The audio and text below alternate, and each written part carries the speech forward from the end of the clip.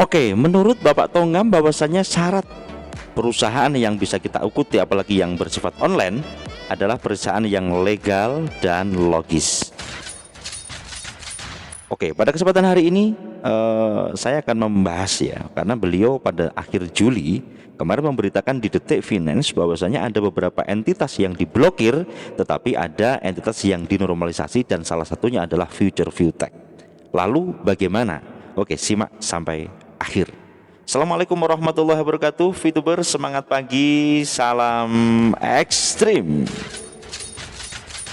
Terima kasih Anda masih stay tune bersama GSBV, saudaraku. Tentunya saya akan membawakan sebuah narasi atau sebuah berita yang penting buat Anda semuanya tentang hot viral yang terjadi pada saat ini. Oke, bagi Anda yang belum subscribe, silakan tekan tombol subscribe dan loncengnya jangan lupa, serta like, share, dan komentar. Apapun komentar Anda akan menjadi sesuatu di dalam konten kami. Oke, seperti itu ya. Apa yang pengen saya bahas, salah satunya adalah tentang Bapak Tongam yang beliau memberikan sebuah pembelajaran kepada kita dan applause bersama-sama Ketua SBI kita. Beliau getol sekali untuk membahas tentang membabat tentang perkara sekarang pinjol, kemudian juga entitas-entitas lain terutama yang lagi getol-getolnya oleh SBI, oleh OJK adalah perkara pinjol ya. Nanti sesekali kita bahas juga masalah itu, tetapi kita langsung menuju kepada VTube ini ya. Pada saat ini ada beberapa orang atau kelompok yang melaporkan, seperti itu kabarnya ya, melaporkan manajemen kemudian konten kreator. Berarti ada banyak sekali konten kreator. Kalau kita lihat konten kreator yang membahas tentang bisnis VTube, Vplus itu ada ratusan konten. Jadi ada kelompok yang melaporkan dengan 7 hal yang bisa membuat Bareskrim menutup VTube dan menangkap manajemen. Seperti ini judulnya, semacam ini. Dan ini menjadi isu yang terjadi pada hari ini, dan dikatakan nanti tanggal 5 ada penyelidikan dan seterusnya. Dan Bareskrim dikabarkan sedang meneliti konten-konten kreator VTube dan Vplus. Berarti kan banyak sekali yang lihat, tetapi kriteria yang semacam apa yang dilaporkan saya belum ngecek secara pastinya seperti itu. Kemudian kita kembali. Jadi bahasa dari Bapak Tongam ini bahwasanya memang legal dan logis.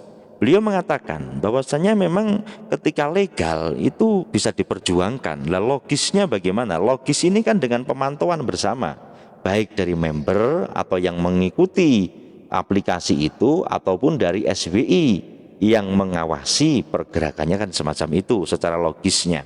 Maka kalau kita melihat dari misalnya lah sekarang ini adalah komunitas cerdas Indonesia atau Vplus.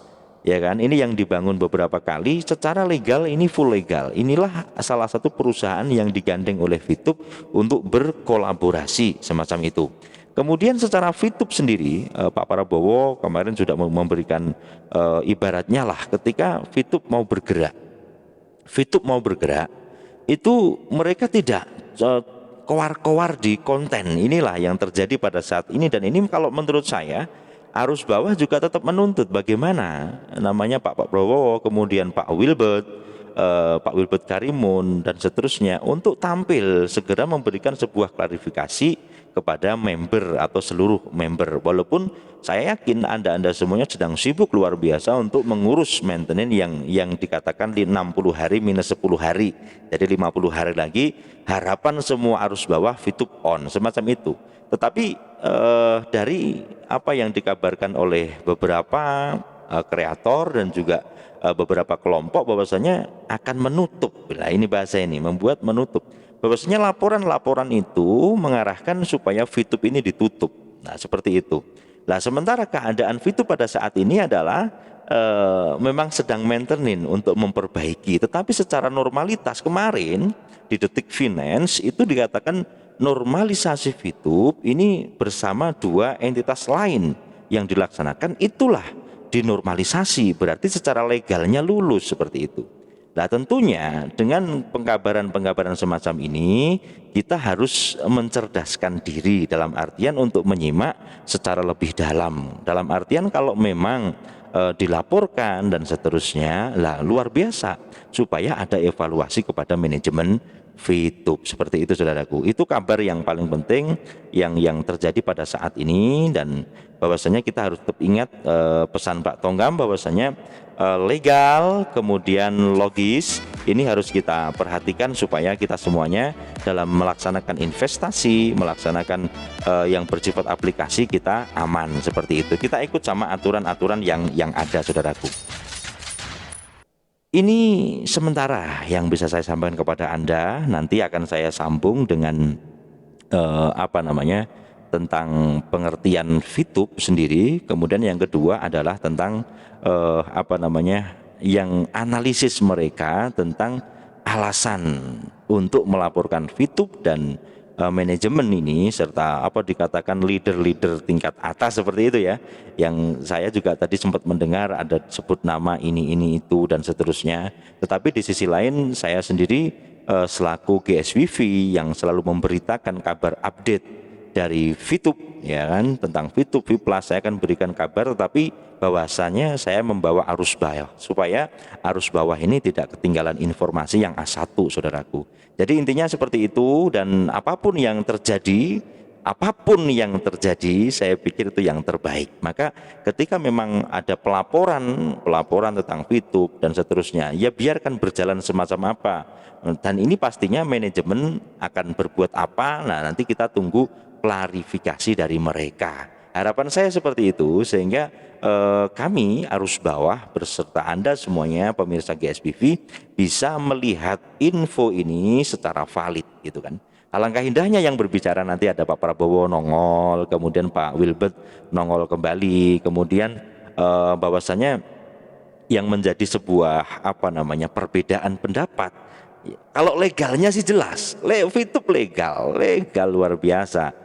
Dalam artian diceritakan dinormalisasi, kan kita ini sebagai informan atau yang memberikan informasi kan harus memberikan yang terbaik. Yang memberitakan adalah Detik Finance, yang berbicara adalah Pak Tonggam, dan tidak mungkin ini hoax ya.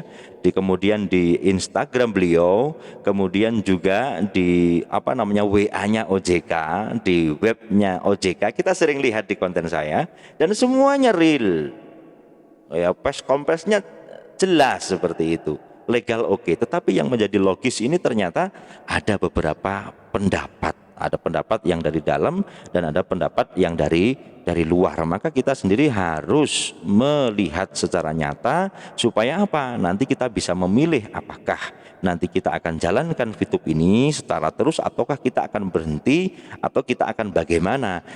Dengan bahan informasi yang komplit, dengan bahan informasi yang lengkap, tentunya yang kami berikan informasi update kepada Anda di GSBV, tentunya Anda akan semakin enak, Anda akan semakin jelas dalam memilih itu sendiri. Itu saudaraku yang dapat saya sampaikan, semoga bermanfaat. Salam ekstrim.